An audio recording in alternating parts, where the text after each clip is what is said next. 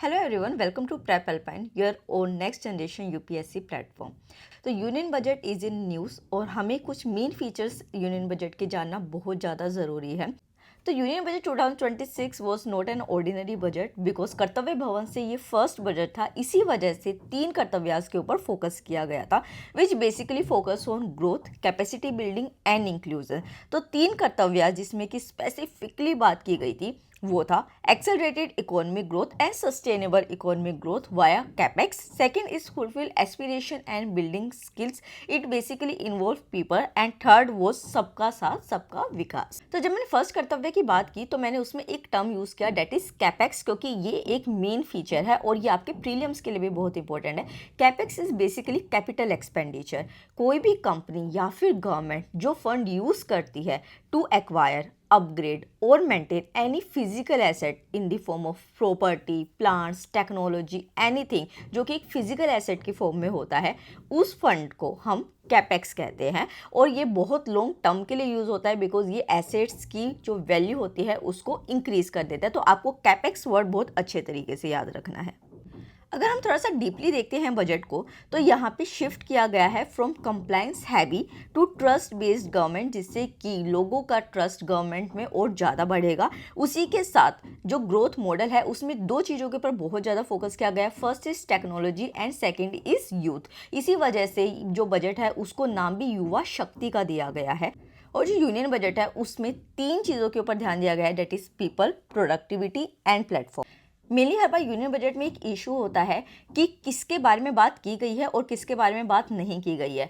तो union budget सबके बारे में बात करता है, that is youth, startups, farmer, women, even global investors. उसी के साथ driven by sankalp for inclusive growth. तो अब जैसे देख रहे हैं कि सभी कम्युनिटीज़ की बात की जा रही है तो it show inclusive growth. Let's move to some facts also. Different sectors को उठाएंगे एंड देन फैक्ट्स की बात करेंगे। First we discuss about manufacturing and MSME push. तो यहाँ पे कस्टम एग्जम्पशंस दिया गया है for lithium ion batteries and critical mineral, जो कि बहुत बड़ा पुश होने वाला है in the industry of manufacturing. और उसी के साथ 10,000 crore SME growth fund allot किया गया है ताकि आगे एमएसएमई चैंपियंस को बनाया जा सके। उसी के साथ 10,000 करोड़ बायोफार्मा शक्ति मिशन के लिए किया गया है ताकि इंडिया को डोमेस्टिक कैपेसिटी बिल्डअप की जा सके और इंडिया को सेल्फ रिलायंट बनाया जा सके in the field of biopharma.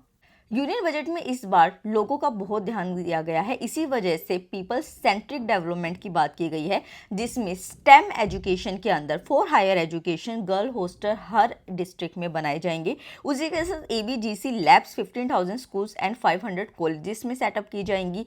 Khelo India mission के अंदर नेक्स्ट डेकेड के लिए ग्रोथ को बढ़ाया जाएगा इन दी सेक्टर ऑफ स्पोर्ट्स। एंड उसी के साथ 10,000 टूरिस्ट गाइड्स जो कि आईआईएम बैक ट्रेनिंग से होंगे उनको एम्प्लॉय किया जाएगा। और जब भी बजट आता है तो सबसे ज़्यादा ध्यान जाता है टैक्स रिफॉर्म्स के ऊपर। तो टैक्स रिफॉर्म में ट्रस्ट और सिंप्लिसिटी को इंक्रीज किया गया है विद न्यू इनकम टैक्स 2025 जो कि अप्रैल 2026 से इंप्लीमेंट हो गया है। इसको कुछ लोग न्यू इनकम टैक्स एक्ट 2026 भी कह रहे हैं, तो आप उसमें कंफ्यूज नहीं होंगे। यहाँ पे रूल्स को और जितने भी फॉर्म्स है उनको सिंप्लीफाई कर दिया गया है ताकि सिंप्लिसिटी को इंक्रीज किया जा सके। और उसी के साथ लिटिगेशन और जो रैशनलाइज्ड पेनल्टीज होती है उनको रिड्यूस किया गया है फॉर पीपल। एंड यहाँ पे बूस्ट किया गया है ईज ऑफ डूइंग बिजनेस के लिए। तो अभी थोड़ी देर पहले मैंने आपको एक टर्म बताया था, डेट इज कैपेक्स। तो पब्लिक कैपेक्स यहाँ पे रहने वाला है 12.2 लाख करोड़। और यहाँ पे 7 हाई स्पीड रेल कॉरिडोर्स को भी बनाया जाएगा और सिंगल डिजिटल विंडो बनाई जाएगी फॉर कार्गो क्लियरेंस। और इलेक्ट्रॉनिक कस्टम वेयर हाउसिंग को भी डेवलप किया जाएगा। So before closing this union budget thing let's discuss आप पीवाईक्यू, क्योंकि बजट के ऊपर हर बार ही आपको स्टेट पीसीएस और यूपीएससी में पीवाईक्यू देखने को मिलेगा। तो you can see on the screen कि यूनियन बजट से रिलेटेड तीन स्टेटमेंट्स आपको दी गई है। First is financial bill is introduce in the Lok Sabha only. Second, the Rajya Sabha can amend the finance bill. And third statement is the president recommendation is required for the introduction of the finance bill. ठीक है, next slide में आपको मिलेंगे इसके answer, but आप पहले इसको video को पोस्ट करेंगे और खुद आंसर करेंगे कमेंट सेक्शन में।